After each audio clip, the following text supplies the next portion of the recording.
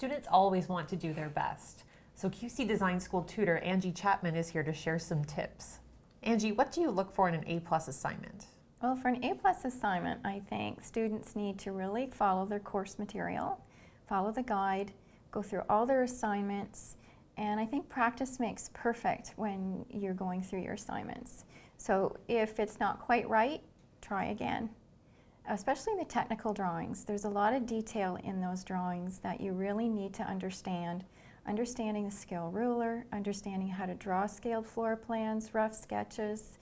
The scaled floor plan especially, because it's so important. It is your starting point for furniture placement and everything that comes beyond that you're going to be learning. So I can't stress enough to always practice. Use the tools that you need to use to produce your plans. Think of me as a client. Think that you are submitting your plans to a client and take a look at them yourself as if you are a client. And if it's not good enough for a client, it's not good enough for me to see it. So I always say go back, start over again. That's a really good rule of thumb, and practice makes perfect. Definitely. What would you say the biggest challenges are to creating a floor plan? Biggest challenges, I think, are understanding that scale ruler and getting the accuracy that you need. Neatness and presentation, incredibly important here. Those three are probably the tops on my list. If I see a plan that comes in and the scale's not accurate, to me, I look further along the line and say, well, if your floor plan isn't accurate, then your furniture might not work. True, yeah. So that it could be a costly mistake on your part as a designer. So you want to make sure that your work is as accurate as it can be. Now, what are some of the common mistakes that you see? Common mistakes is not using a straight edge for drawing your lines. So they're drawing freehand. They're not using sharp pencils. I always say, just keep sharpening that pencil. If you have to do it 100 times while you're doing your plan, just do it. The more precise, the better. That's right.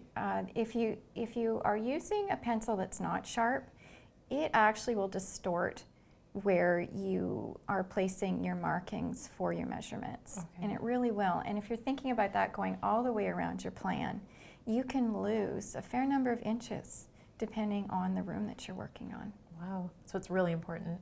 It is important. How do you balance style and visual appeal with practicality when creating floor plans?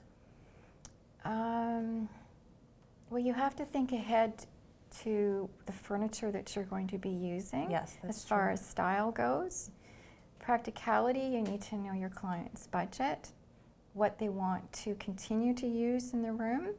That's going to make a difference as to what you're going to be looking at as well, as far as their budget is.